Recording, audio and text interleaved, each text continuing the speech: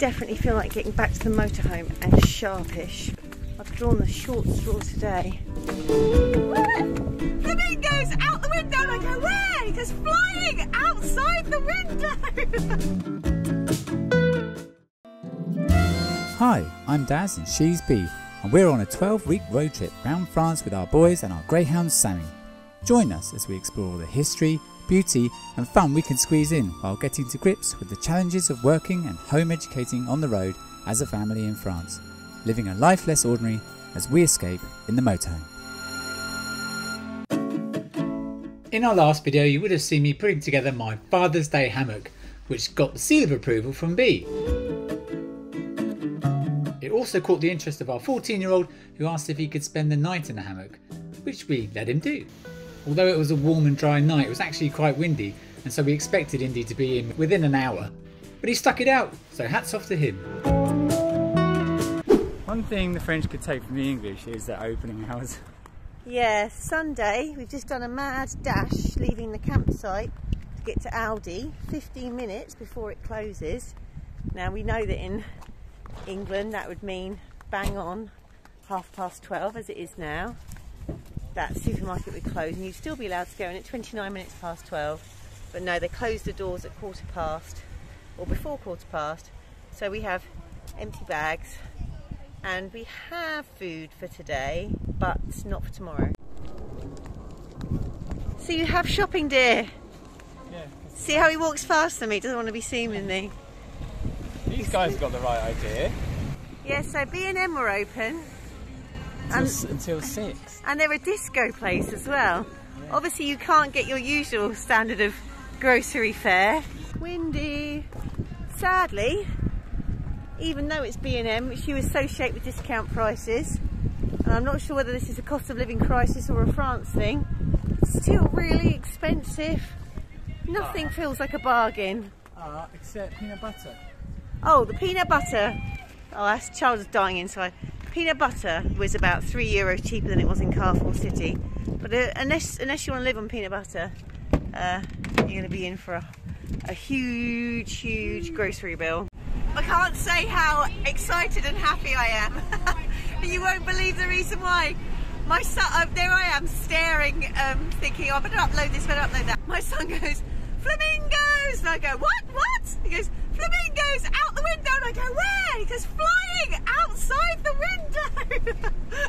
Oh my gosh, it's amazing. I saw them.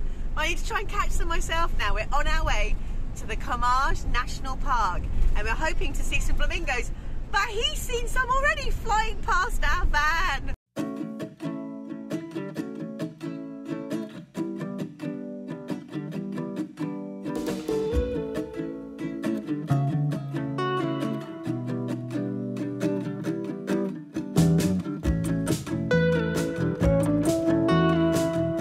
Don't forget to look out for horses.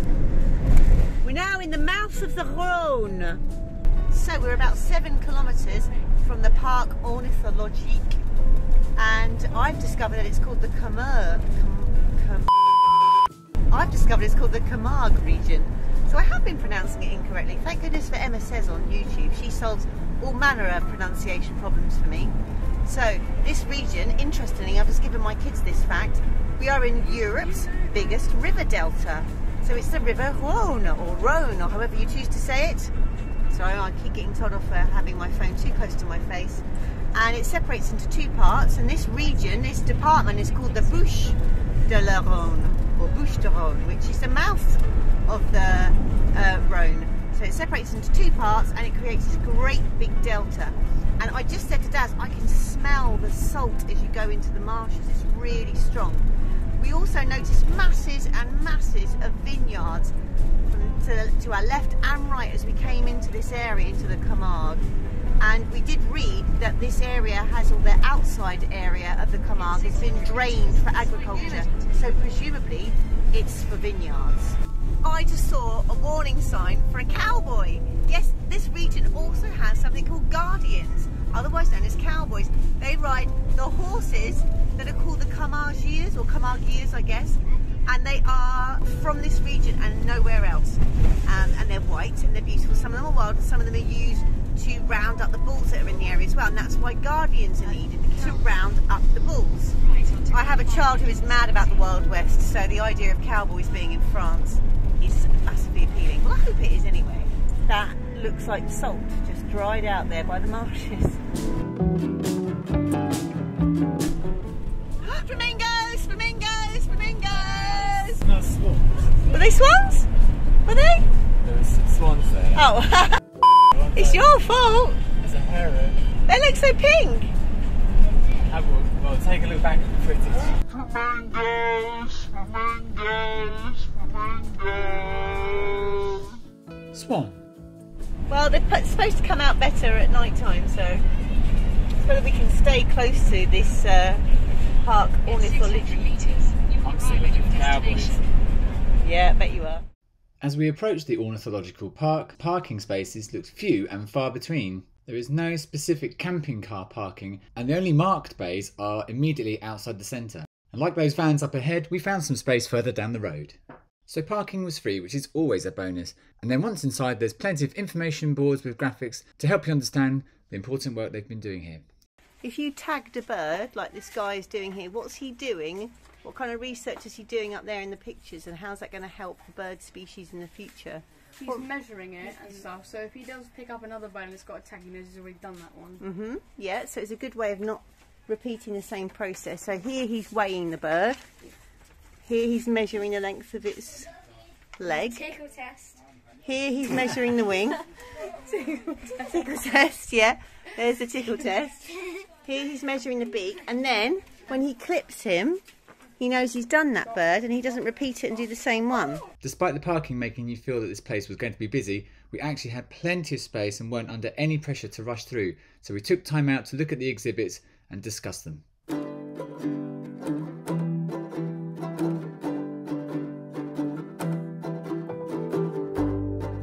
Okay, so we just saw something pretty amazing. We saw 3 or 4 flamingos flying directly behind us, and they just look so majestic. They're like pink planes flying above, and it's just in a contrast with the blue sky. It's just something quite magical about that.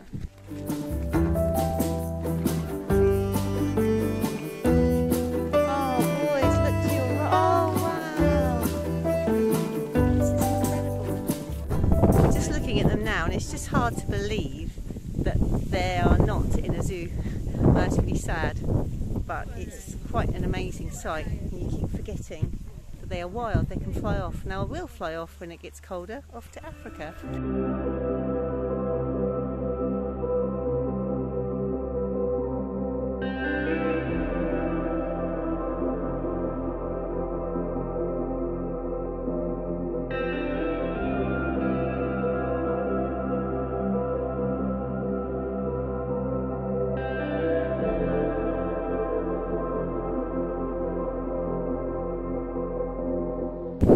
So this is the only European flamingo. All other flamingos live elsewhere, Chile, and of course in zoos.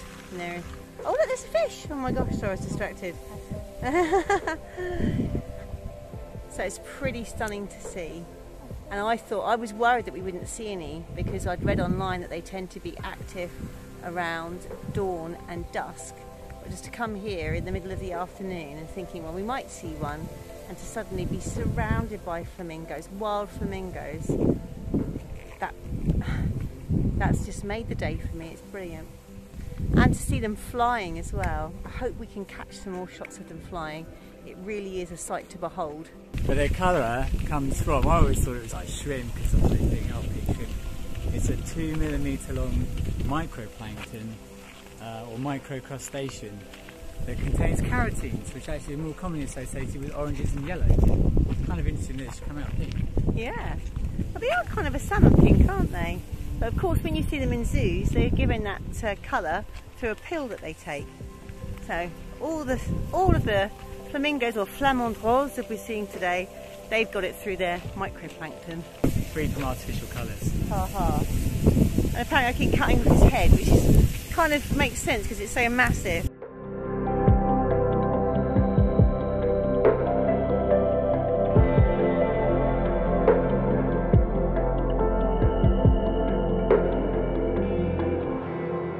just watching the flamingos feeding, and we just saw on a sign up there about how when a flamingo's head hits the water, its beak is almost upside down as it runs about and filter feeds looking for that microplankton. I've just been watching them, and it's true. They put the head down, and then of course the beak is going in at a right angle, and it's effectively upside down to how it was, filtering through that water. The adaptation of beaks is very interesting, as Charles Darwin taught us. I was just reading the sign, and it says this year there are more than, I've got to get this right, 15,000 flamingos staying in this region this year. Can't believe that. And there it is in flight, the beautiful flamingo. So we have some flamingo facts for you. Yes, my favourite one is that every year flamingos change partners. Nice try, babe. My favourite fact is that both males and females incubate the eggs. They do the same job. They have to work as hard as the female does with their children. I want to come back as flamingo.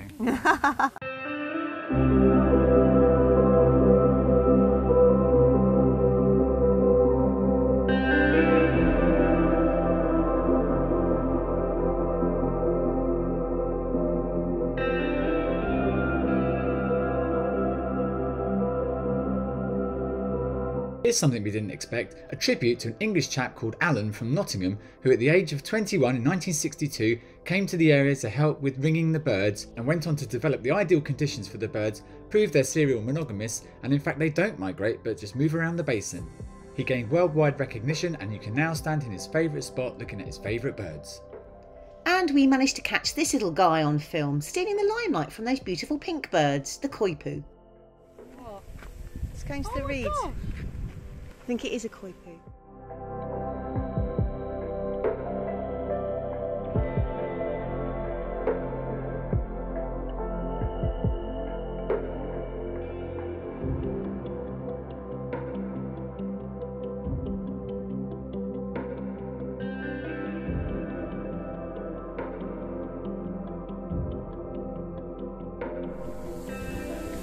We didn't even manage to do all of this bit here, and we've been here for hours. Just shows you it's really worth the entrance fee. And for all of us to go in, it was about €30. We've literally just done this bit here.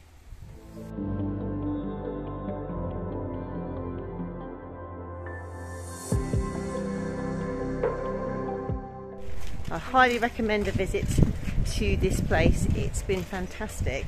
And we've only just scratched the surface of it. I think we've probably got another 2/3 of marshland and wetlands to explore as part of this delta area. It's really interesting, really beautiful and peaceful. And yeah, I think for the price, I'd highly recommend it.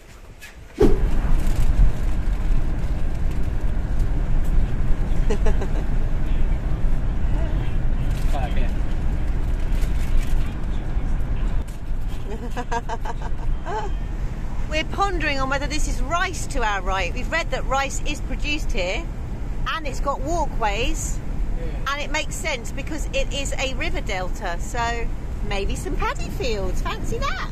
Nice municipal camping car air tonight, which is free of charge. We've got our grey waste and our black waste just down there, and some water. So thank you to this town. Now Sammy wasn't allowed to go into the nature reserve, so we are now taking a nice walk. Hopefully he's nicely rested. Now I don't think we're far from Arles, which is a major, well, some people say it is the biggest town in Carmargue. Carmargue. Oh, did you see a cat? Did you see a cat, Sammy? Not for you.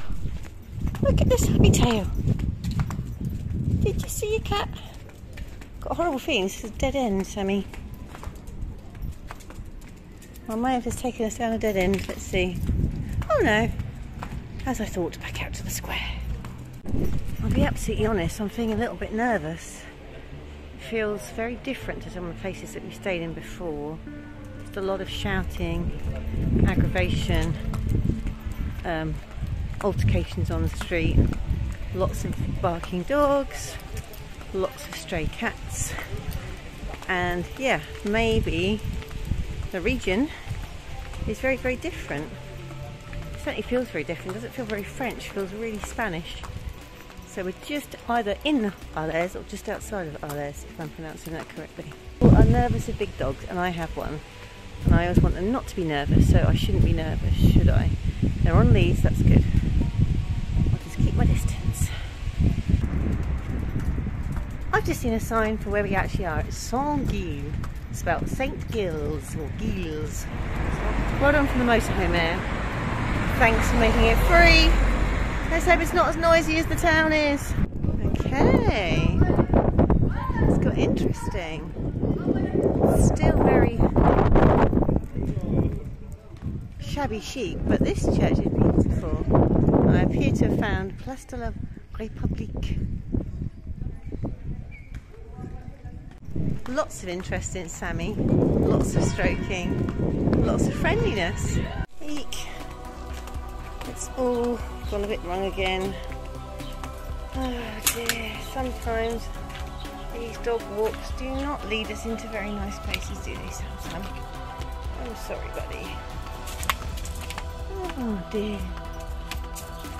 Thorns and all sorts of yucky things. Wash your feet, darling. Oh, I don't really want to walk down here. I think I'm going to not walk down here. No. Let's go back again. Let's go back. Let's go. Definitely feel like getting back to the motorhome and sharpish. I've drawn the short straw today. Sadly, that was the last we saw of Bee. Just kidding, she got out fine. And to prove it, here's what we got up to in our next video. One of us gets our head shaved, Bee visits some ominous toilets, we almost witness a punch up in a bar whilst visiting the amazing Pont de Gare. Then... This is the scariest park up ever. Interesting. Until our next escape, thanks for watching. Brackets, don't forget to subscribe.